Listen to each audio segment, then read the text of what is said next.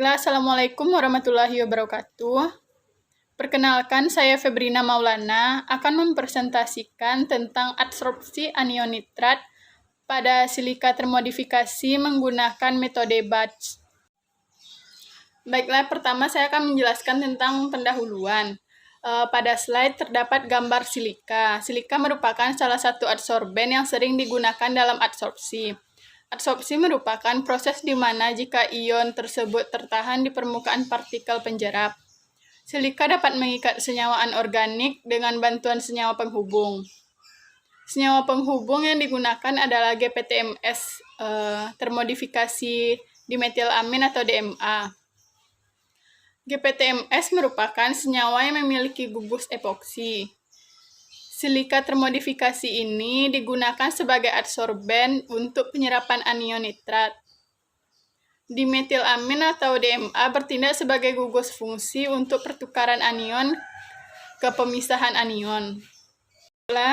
Berikutnya kalium nitrat atau KNO3 yang tersusun oleh ion K+ dan NO3- berbentuk kristal putih dan tidak berbau serta memiliki massa molekul yang relatif tinggi, yaitu 101 gram per mol dengan densitas 2000, 109 gram per centimeter pangkat 3 dengan titik leleh 33.340 derajat Celcius.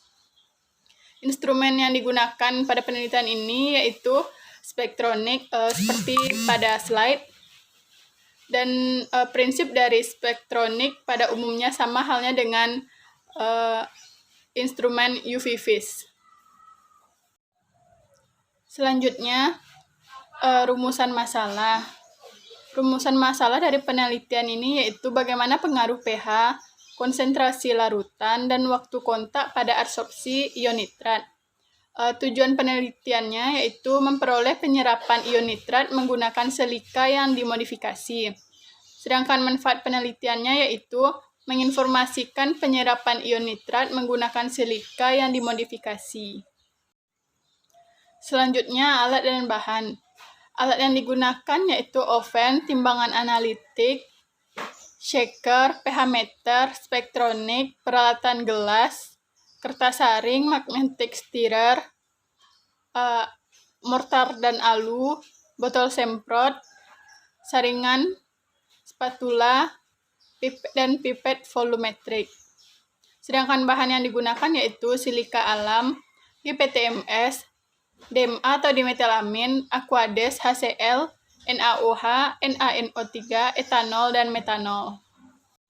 Selanjutnya, metode yang digunakan ada 6 yaitu dimulai dari pembuatan larutan standar nitrat, yang kedua pembuatan larutan HCl 1 molar dan larutan NaOH 1 molar. Selanjutnya persiapan silika, pembentukan silika GPTMS, modifikasi silika GPTMS dengan DMA, dan yang terakhir penelitian dengan sistem batch yang melihat pengaruh pH, konsentrasi larutan, dan waktu kontak. Pada persiapan silika, silika alam telah dihaluskan, diayak menggunakan ayakan yang berukuran 45 mikrometer. 35 gram silika direndam dan diaduk dalam 350 ml HCl 1 molar selama 24 jam. pH silika dinetralkan menggunakan Aquades dan dikeringkan dalam oven selama 2 jam pada suhu 105 derajat Celcius. Kemudian pada pembentukan silika GPTMS, timbang 25 gram silika aktif dan tambahkan 25 ml GPTMS dan 87,5 ml toluena, kemudian diaduk pada suhu 90 derajat Celcius selama 24 jam. Larutan dicuci dengan 12,5 ml metanol. Selanjutnya, pada modifikasi silika GPTMS dengan DMA, silika GPTMS 23 gram dimodifikasi dengan 11,5 ml DMA yang dilarutkan dalam 11,5 ml etanol, yaitu 1:1, kemudian oven silika selama 4 jam pada suhu 80 derajat Celcius dan bilas dengan metanol. Berikutnya, penelitian dengan menggunakan sistem batch.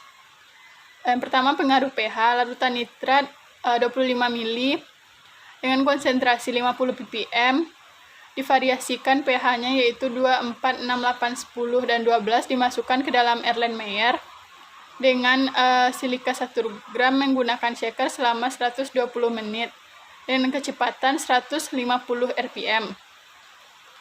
Kemudian disaring dengan kertas saring. Filtrat yang diperoleh diukur konsentrasinya dengan spektronik.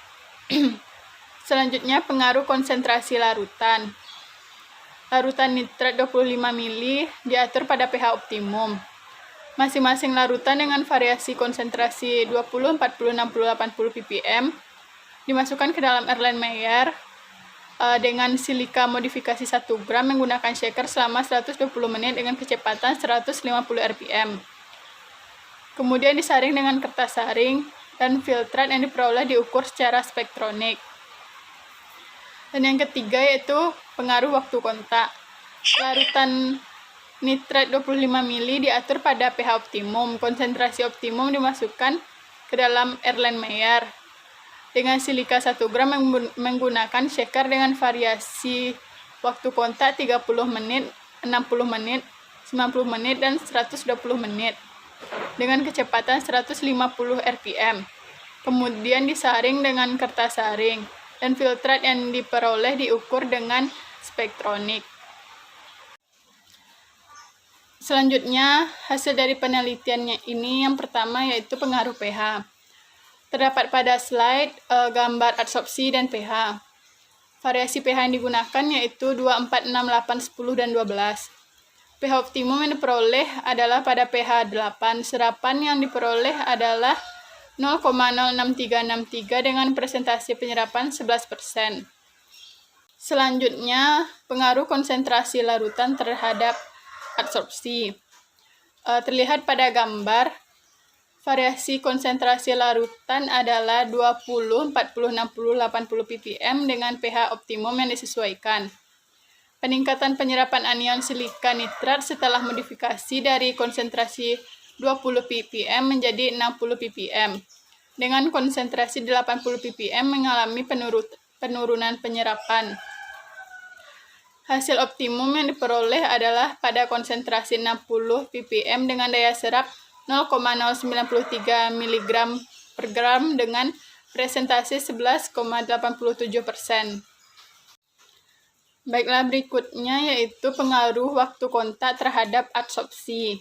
Terlihat pada gambar, waktu kontak optimum adsorpsi anion nitrat adalah 90 menit dengan pH 8 pada konsentrasi 60 ppm dengan laju adsorpsi 0,065 mg per gram. Semakin lama waktu kontak, semakin baik kekuatan adsorpsi. Baiklah, selanjutnya kesimpulan. Dari hasil penelitian ini dapat disimpulkan bahwa silika yang digunakan sebagai adsorben dapat mempengaruhi proses adsorpsi anion nitrat. Kondisi optimum yaitu pada pH 8, waktu kontak optimum yaitu pada 90 menit, dan kapasitas penyerapan maksimum pada konsentrasi larutan 60 ppm. Baiklah, sekian presentasi dari saya. Mohon maaf apabila ada kekurangan. Assalamualaikum warahmatullahi wabarakatuh.